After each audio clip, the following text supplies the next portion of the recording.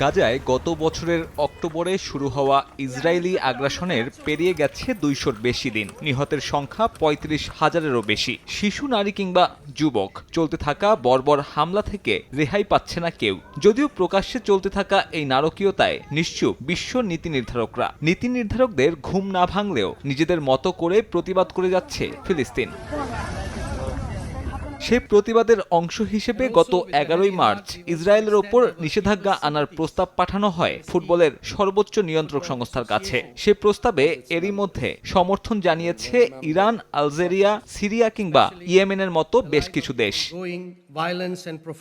তবে সেসব দেশ ছাপিয়ে এবার এশিয়ান ফুটবল কনফেডারেশন নিজেই ইসরায়েলকে ফিফা থেকে নিষিদ্ধের প্রস্তাবে সমর্থন জানালো। ব্যাংককে এএফসির গুরুত্বপূর্ণ সভায় প্রকাশ্যে এই সমর্থন জানান সংস্থাটির প্রধান শেখ সালমান। পরবর্তী ফিফা সভায় দ্রুতই এ বিষয়ে সিদ্ধান্ত নেয়ার আহ্বান জানান তিনি।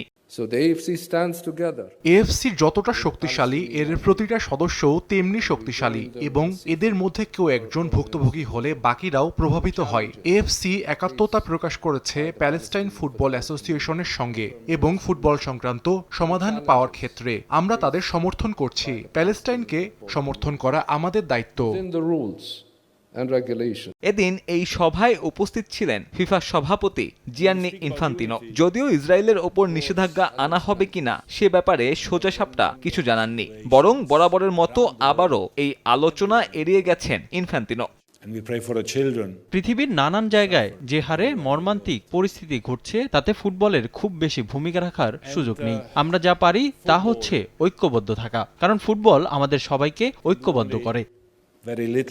এদিন ইসরায়েলের আক্রমণে গাজায় নিহত ও আহতদের সম্মান জানাতে ১ মিনিট দাঁড়িয়ে নীরবতা পালন করে এশিয়ান ফুটবল অ্যাসোসিয়েশনের নীতি নির্ধারকরা।